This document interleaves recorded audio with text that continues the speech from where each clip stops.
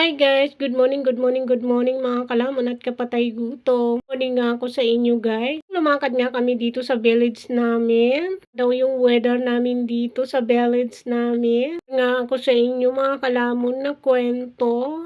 Kapatid ko, nalino ko ng kanyang asawa. Labas niya kasi na yung kapatid ko yung may babae. Niya, babae daw yung kapatid ko. Pal talaga ng mukha niya. Guys, doon pa niya ginawa sa lugar namin.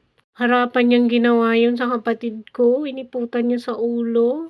Gawain mga kalamon yung lumalabas ka ng hating gabi na may anak ka, 3 anak, iniiwan mo sa bahay. Kung panganak ka, lumalabas ka ng bahay ng gabing-gabi at nakikipag-inuman ka sa ibang bahay. Usapan nga doon sa baryo namin guys, yung ginawa niya, lantaran talaga yung ginawa niya. Kaya talaga siya.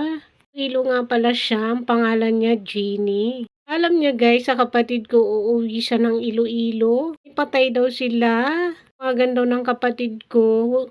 Importante sa kanya kung may patay dun sa kanila. Yung kapatid ko kanina kung nasaan ba siya ngayon. Sabi ng kapatid ko, hindi ko alam kung saan lupalop siya naruroon. Sa kanya, move on ka na lang. Ka na lang sa mga anak mo. Huwag ka kung mag-alala at tutulungan naman kita. Kung ano yung kaya kong magagawa, gagawin ko. Kasi guys, yung nag-aaral niyang anak, nanay niyang anak, hindi na siya pumasok. Nahiya siguro sa ginawa ng nanay niya doon sa aming lugar. Yung kalukuhan ba ng nanay niya. Guys, nangutang siya kung kani-kanino. Pinagbayad niya yung kapatid ko. Iniwan ang utang doon. Tapos doon sa auntie ko, hindi pa niya binayaran. Yung ATM niya guys, sinangla niya pa. Yung ATM ba guys ng 4-piece. Out dyan sa mga sa barangay namin, baka masolusyonan nyo yan. Pwede. Nyo yung mga pagsasangla dyan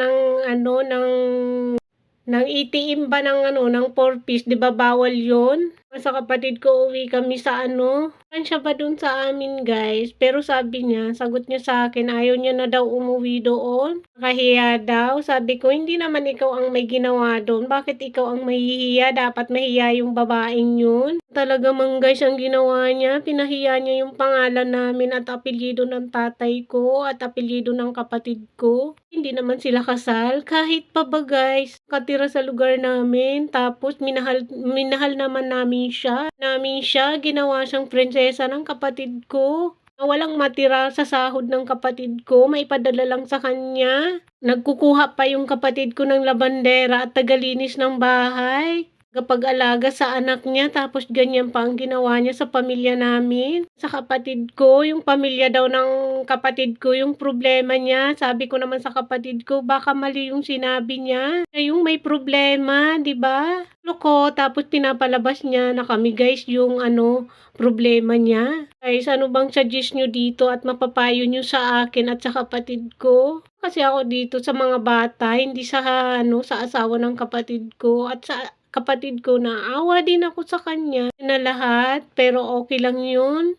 Sa kanya, nandito naman kami, nandyan sila nanay, si tatay, yung iba kong kapatid, pagtutulong-tulungan ka ako natin yan. Imposible, basta buo ang pamilya natin, magtutulungan tayo, di ba? Walan. Kung nga sa kanya guys, focus na lang siya sa mga anak niya. Sinsya na nga kayo guys, kasi utal-utal at bulol-bulol na nga ako dito. Hinto nga ako sa inyo dyan at tamang sumbong nga ako dyan sa inyo mga kalamon. Turn ko lang dito yung mga anak ng kapatid ko. Apektado po dito yung 3 bata. Alam niya lang guys yung bagong panganak niyang anak, pero hindi anak ng kapatid ko yon, anak yun ng yun doon sa lalaking taga roon sa amin lugar. Nakakala na tauhan na yung kapatid ko. Kayo guys, kung may mga asawa man yung mga kapatid nyo na ganyan yung ugali, minahal mo siya, parang minahal mo siya bilang kapatid, kapamilya. Isusukli niya pa sa'yo, masama ka pa. Sukli niya sa amin guys. Sinukli niya talaga sa amin guys ay kasamaan. Shout out dyan sa mga kamag-anak kong kakampi ni Gine. Naman, bantal yung apelyido nyo, bantal yung kapatid ko, bantal tayo. Pamilya tayo, tapos iba yung kinakampihan nyo, yung dayo pa. Tutok talaga yung ko guys, yung damdamin ko, yung puso ko ba. ako do'n sa kamag-anak na pinupuntahan niya ng asawa ng kapatid ko. Tanong namin sila kung ano yung nangyari, bakit ganyan, bakit hindi niyo sinasabi sa amin.